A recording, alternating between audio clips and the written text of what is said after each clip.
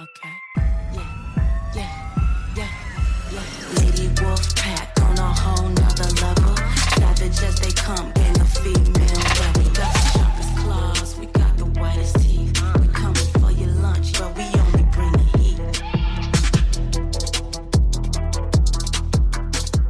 Hey y'all, I'm Cassidy, the favorite daughter, obviously. And I'm Kim, her mom, her match, and the real reason she turned out halfway decent. Welcome to Mom's Favorite, the podcast where we laugh, vent, and overshare like it's our full-time job. Yeah. And we're coming straight to you from Austin, Texas, where the queso's hot, the opinions are hotter, and we don't sugarcoat a damn thing. Just think of us as Thelma and Louise, but only they're related and they have a podcast instead of a death wish. So go ahead and pour yourself something strong, maybe a margarita, get a little snack. Because here on Mom's Favorite, we got a lot to unpack.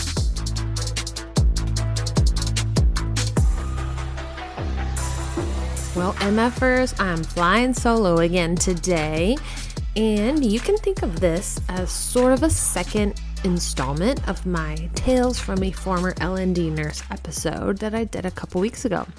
Today's a little bit different though, because I'm not just telling stories. I'm going to be reacting and breaking down a episode from a TV show, specifically The Pitt, Season 1, Episode 11, because it is a birth scene.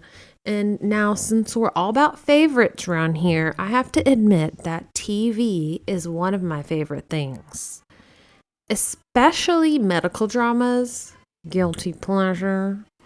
And any medical professional knows and will tell you that those shows are so wildly inaccurate. Grey's Anatomy, I'm looking at you. But The Pitt, honestly, it's the most accurate medical show I've ever seen. If you have not yet watched The Pitt, I highly, highly suggest it. It's on HBO. If you work in the medical field, you're not going to roll your eyes because, like I said, it's very accurate. And if you're not in the medical field, but you want to know what it's really like, you need to watch it too. It is great. It is almost perfect. All of it's pretty spot on between the abbreviations they use, the way they communicate with each other, the tests that they order. It's all pretty much perfect, except for the birth scene, of course. So today, I'm going to break down exactly what they got wrong, what they nailed, and how it would really go down in the real world. Let's scrub in. Nothing infuriates me more than watching a birth scene on TV or in movies, because it's always so wrong. I mean, they rarely get anything right. And that baffles me because the staff, production, cast members, there has got to be several women working on this that have delivered a baby.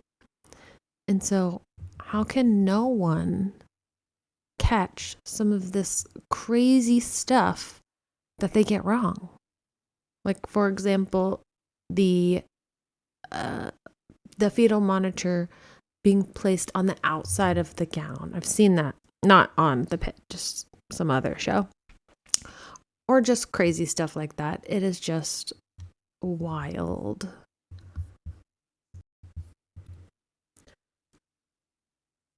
Also, I know several L&D nurses, myself included, that would love to get paid to be a medical advisor on shows like this to make sure that they get stuff right. I mean,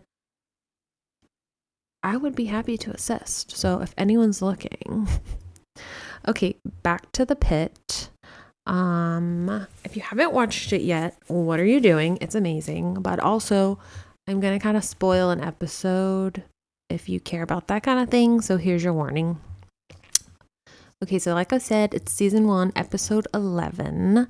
And in true ADHD fashion, I'm probably going to explain way too much, but I feel the need.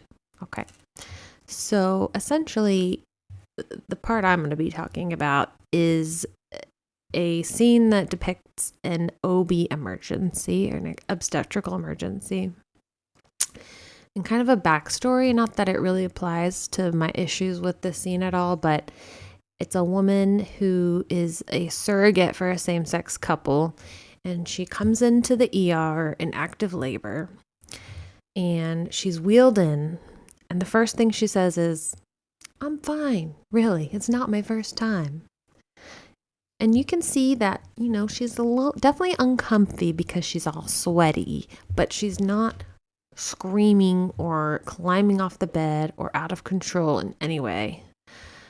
So in this show, the first thing they do is they take her into a trauma room for a check, quote unquote, with a plan to send her up to labor and delivery.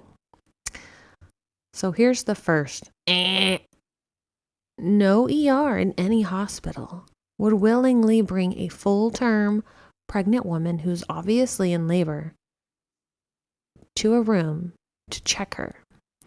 If she appears stable, meaning she's conscious, she's not bleeding out, there's not a baby actively coming out of her body, and she does not have any other acute injuries like head trauma or bones protruding, then she would immediately be shipped up to L&D with haste.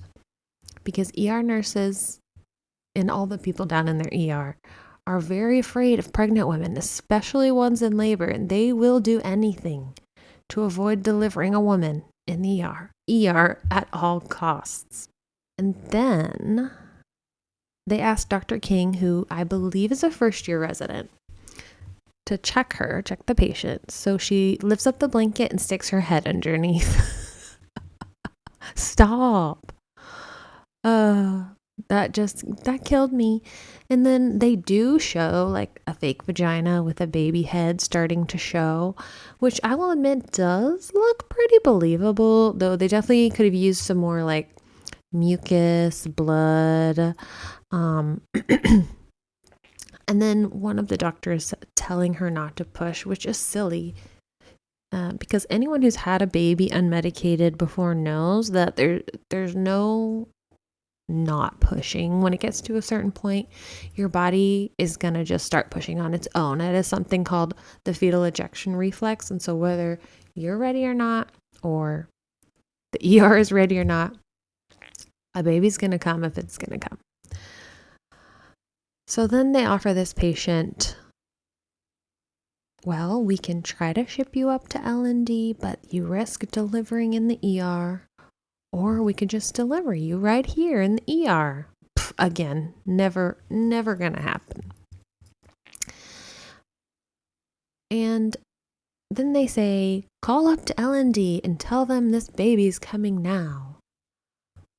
Which, in the event of an imminent delivery that physically will not make it up to L&D, in the real world, they call an alert overhead on the intercom.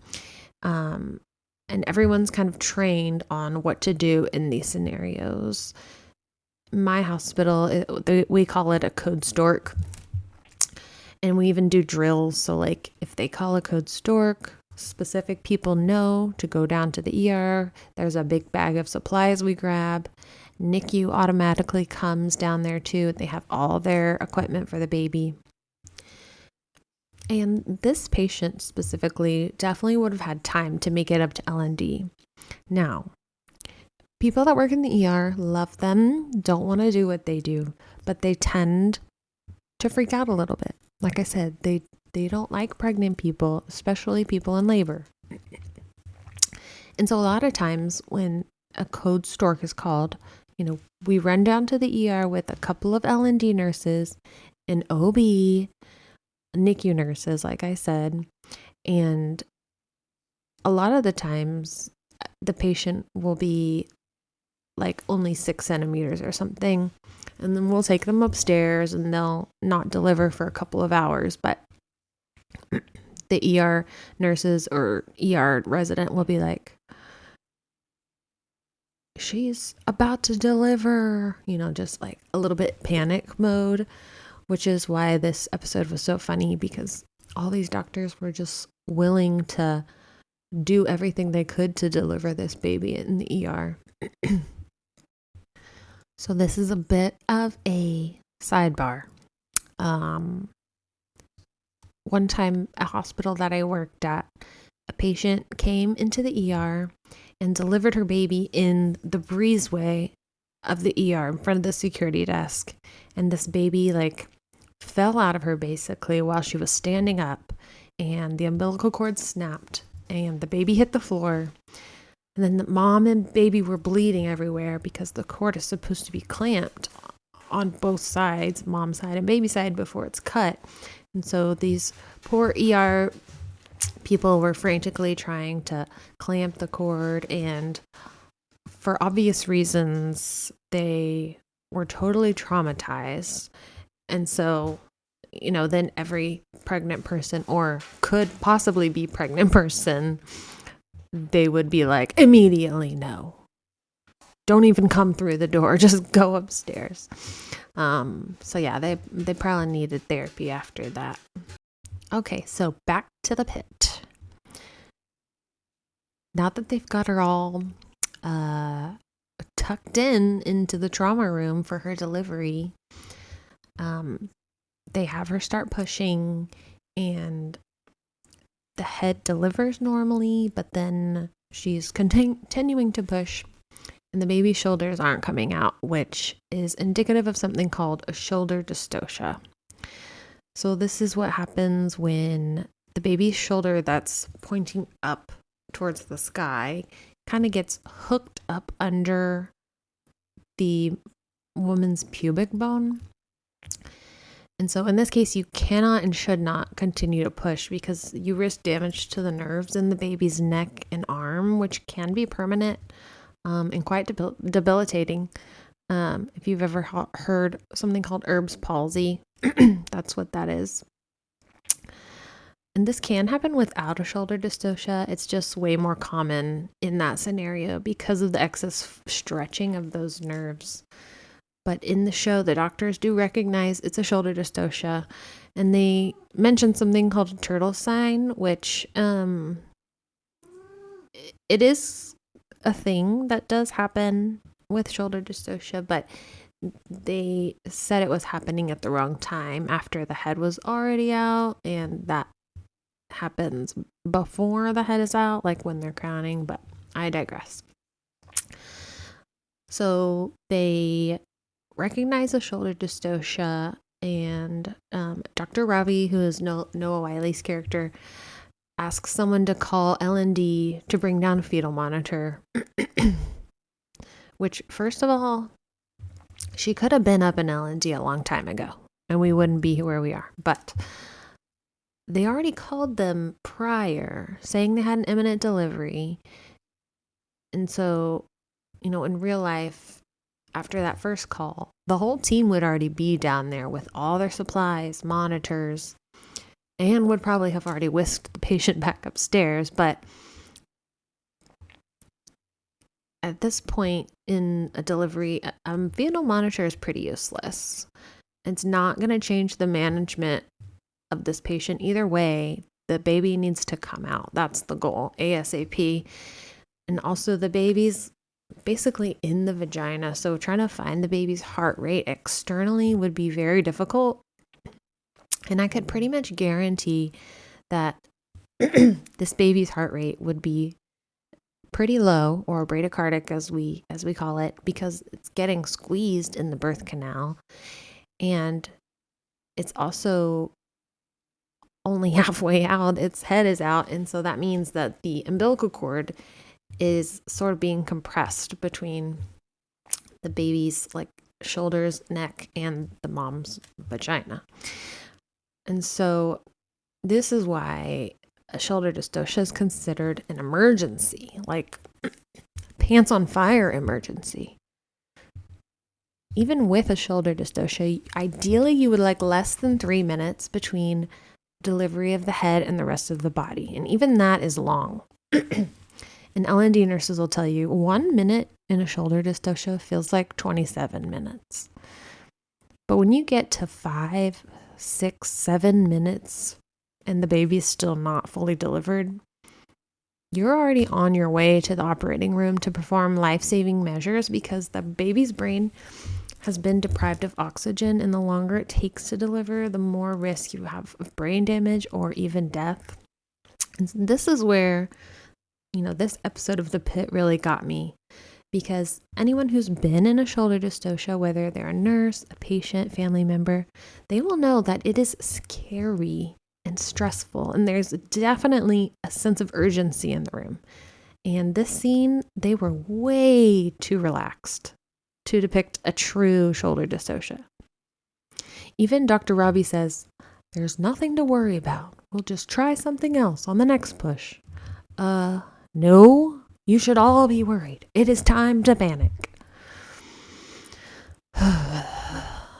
So, once a shoulder dystocia is recognized, there's a series of maneuvers that delivery providers are trained to use in a specific order in an effort to free that upper shoulder from under the pubic bone and get baby delivered. The first of which is called McRoberts maneuver, and that's where you lower the head of the bed so that the patient is completely flat. Then you have the patient flex her knees up towards her ears. And this kind of creates more room in the pelvis to hopefully, make more room for that shoulder to be freed.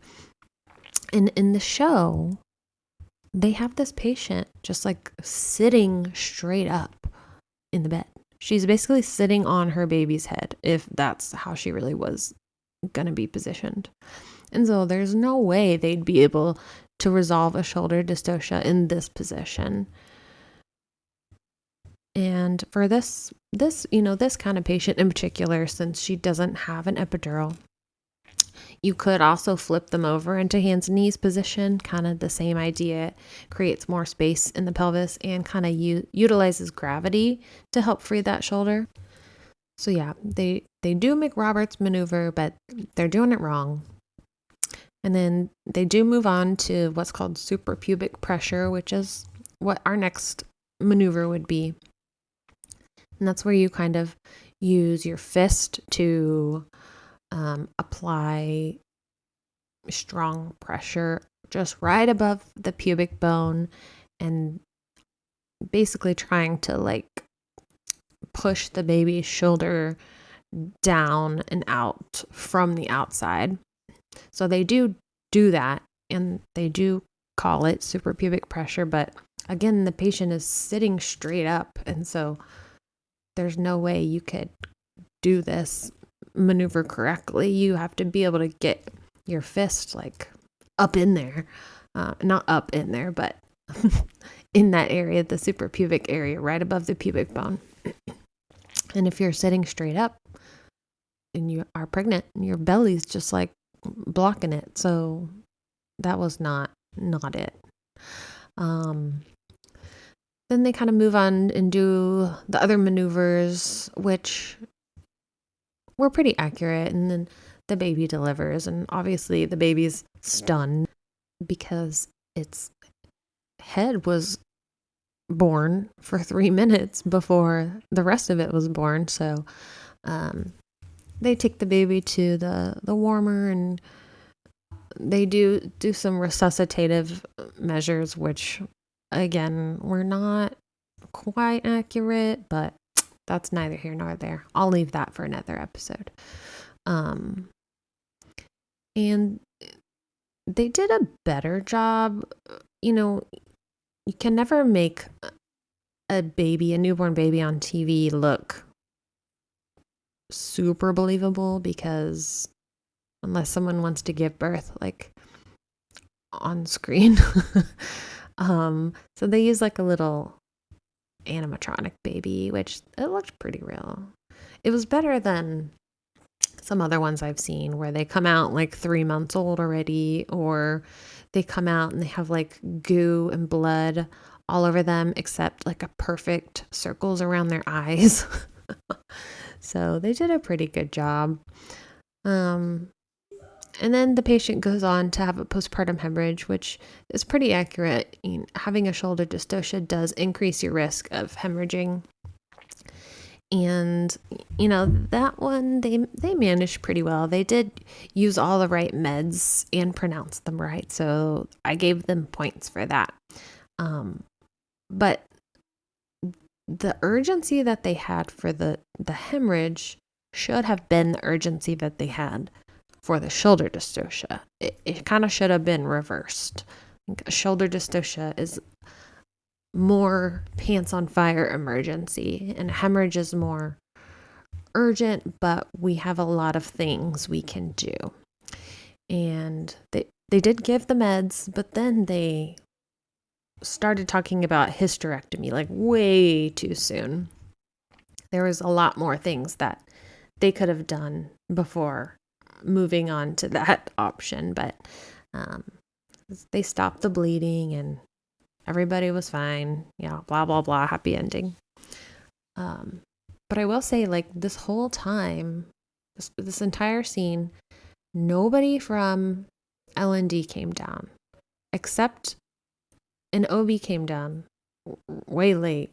And the way they depicted this OB was horrendous. They made this OB look like a straight up idiot.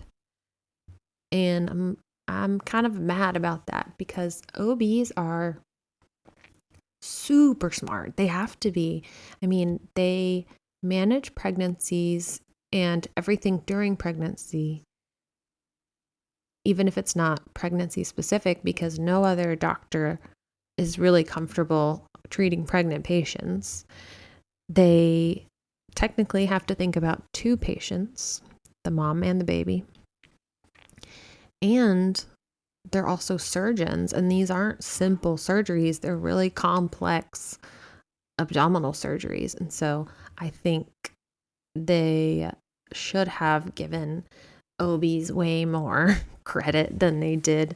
I mean, this OB came down and like didn't do anything, just kind of stood there and was like, okay, I'm going to go back upstairs to postpartum. Like any OB can say that if, you're walking into a known 3-minute shoulder dystocia and postpartum hemorrhage, you're going to be like kicking people out of the way to get up in there and do your job.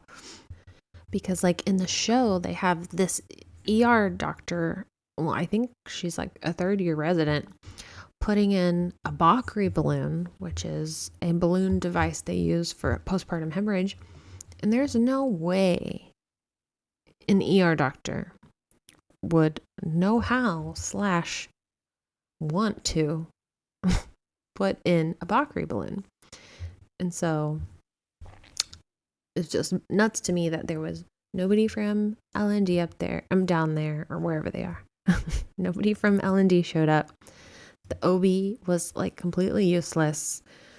And all these doctors and residents in the ER just magically knew how to do all the L&D procedures and were like super willing and wanting to, which is just funny because like in real life, they call it a code stork or we come down for a delivery. Like the minute we get there, they're like, oh, thank God. And they like scatter like cockroaches. So yeah, that was not so accurate, but I do love the show and everything else is pretty great. I mean, as far as I know, I mean, I don't and never have worked in the ER. And so there's probably other things that were like not real life. But as far as I know, is all pretty accurate. And I know that they, some of the actors were like actual nurses and stuff. So that's really cool. And I'm happy that they, actually put in some effort to get it accurate. And I know Noah Wiley's mom was a nurse. So that was cool. When I learned that, I was like, oh. But I just thought it might be interesting to kind of talk about that episode, from the POV of an actual LND nurse. And if you guys like it, I could try to kind of make it a series where I watch different episodes from different shows or movies, birth scenes, and kind of break them down and talk about why they're totally bullshit or what kind of stuff they got right. And I also kind of hope that I could teach you guys a little something if you didn't already know. Teach you guys about, delivery and what's normal and what happens in an emergency and all that kind of fun stuff. But I really appreciate you guys joining me for this quick little episode today. And we will be back next week with more craziness. Thanks for hanging out with me. If you like this episode, please follow and leave a review, and go to our Instagram and give us all the hearts. We would love that. So until we meet again, MFers, go watch the Pitt. You will not be sorry. And message me or text me what you think after you watch it. And remember, the next time you see a birth scene on TV or in a movie, somewhere out there, an L&D nurse is yelling, "That's not how any of this works!" Later, bitches.